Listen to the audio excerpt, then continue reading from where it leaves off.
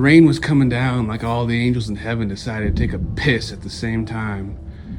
When you're in a situation like mine, you can only think in metaphors. Hey, mister. Heard you're a gumshoe. When I want to be Toots, what can I help you with? She walked in like a centipede, missing 98 of her legs. Good thing the 2 she had left were good ones. Murder. Yours or mine? Neither. My husband. You're married. Sorry to hear that. Not anymore. He's dead. And then she spilled the beans, and her beans were the good ones. I tried to concentrate on the details, but all I could think of was legumes. I'll take the case. Where to, Toots? Follow me. I'll take you to the scene of the crime. As I turned to follow, I knew this case would be like a well-done steak. Bitter, chewy, and downright disgusting.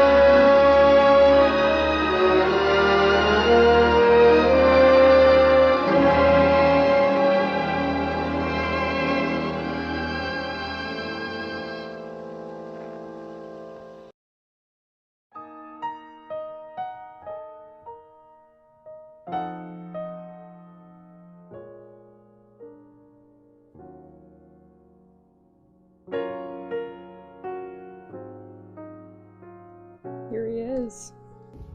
My God. Is he dead? Of course. That's why I hired you. Oh, right. And I suppose I better investigate. As I knelt by the body, I had a hunch that he was stabbed, but I couldn't be certain. One thing was obvious, though. He had great skin. He must exfoliate. Wow, he has great skin. He must exfoliate. Who found the body? It was me. I'm Delilah Jones, the maid. I found the body when I was coming to bring him his nightly brandy. Brandy, eh? Perfect to be poisoned with. Poison? Never! I loved my job and I loved working here. So, did you kill him? What? No, of course not. Murderer says what? Huh? Murderer says huh? I'm not falling for that. Why? Because you're the murderer? No, it was obviously Carmen. She killed her husband so that she could inherit his money. A likely story. It's literally her knife. It has her initials on it. That's what a murderer would say. She is literally taking the knife out of the body right now. Playing hard to get, eh? I knew this was a tough case, but I also knew that I couldn't resist this Snickers bar anymore. It was starting to melt, and the only thing I hate more than a murder is a half-melted chocolate bar. Anything else you want, tell me? Last chance to go easy on you. Refusing to talk, eh? Well, have it your way. No, she's dead. But this must be my card. I looked at the card, my only clue to follow. But where would this clue take me? What would it reveal? What shady part of the past would this shed light on? I was too far into the case to stop now, but a part of me wondered how much of me would remain when the truth was revealed.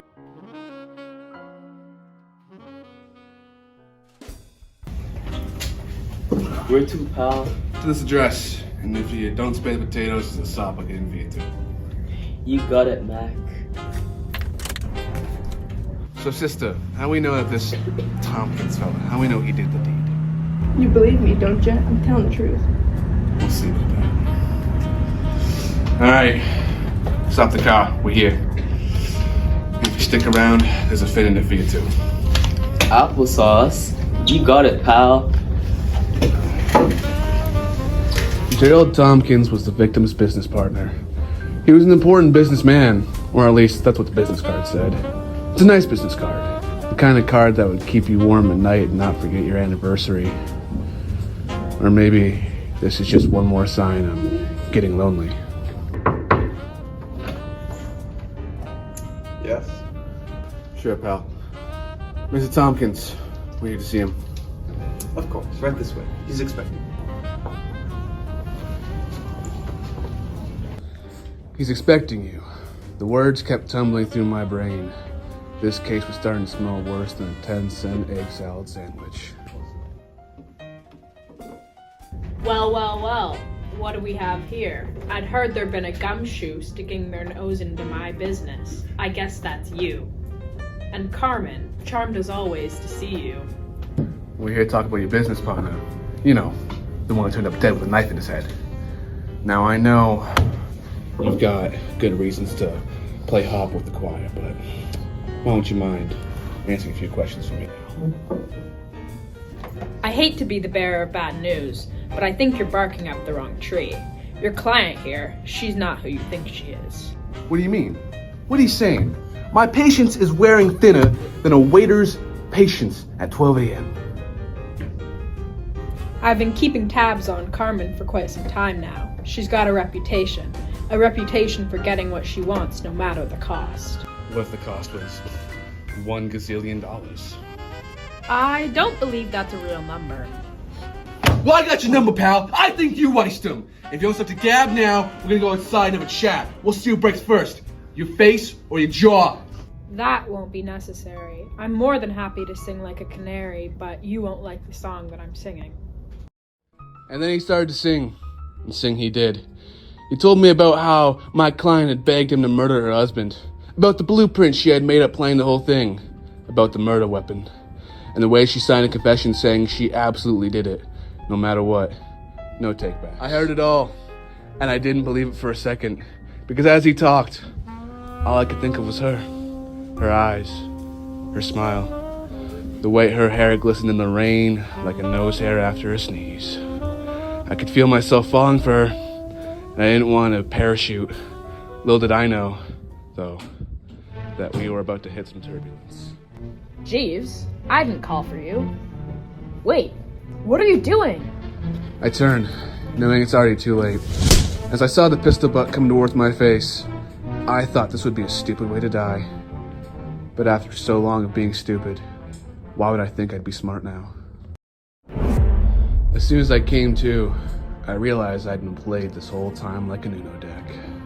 And someone had just put down a draw 4 card. When I looked at my hand, I was all out of reverse cards. As soon as I gained consciousness, all I could smell was her. Her and a heck of a lot of gasoline. Make sure you dust the papers. This place is gonna go up faster than New York Minute. Well. Look who's awake. I can fix that. You Palooka, we need him to be alive when the building burns down. If they find his body full of lead, they aren't gonna buy it was an accident. So that's all I am to you, huh? Patsy? I thought we had something special, Dollface. Something special? You dumb mook! You've been played this whole time! Played like a hurdy-gurdy. I murdered my husband with the help of our butler, and when they find the clues pointing to you I've left behind, they're gonna think you burned up your office while trying to escape. Meanwhile, we'll be living the high life off my husband's fortune. I had a plan. I've been in tough spots before, and I've learned a trick or two. In fact, I had more tricks up my sleeve than a shoplifter at a magic store. It's funny that you think this plan's actually gonna work. This plan makes less sense than Drake diss track. What did you say about Drizzy Drake? Go climb up your thumb. Nobody insults K-Dot. Drake! You dimwit, you know I love that kid more than anyone else in this mad city. You moron! Aubrey's the greatest rapper alive!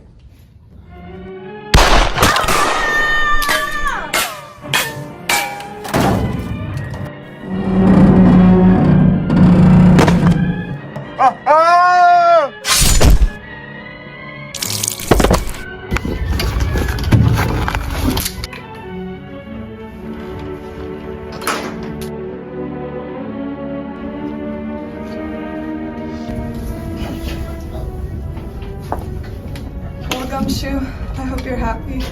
Guess this is it for me. Food poisoning.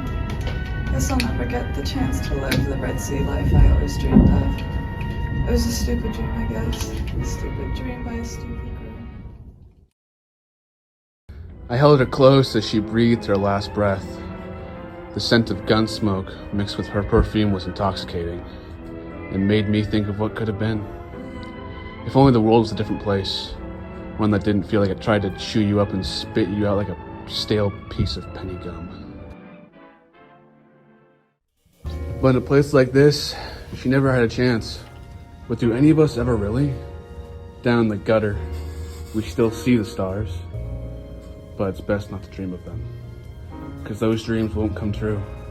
Besides, I gotta get up tomorrow morning and go back out into this crazy city and buy myself a new fan.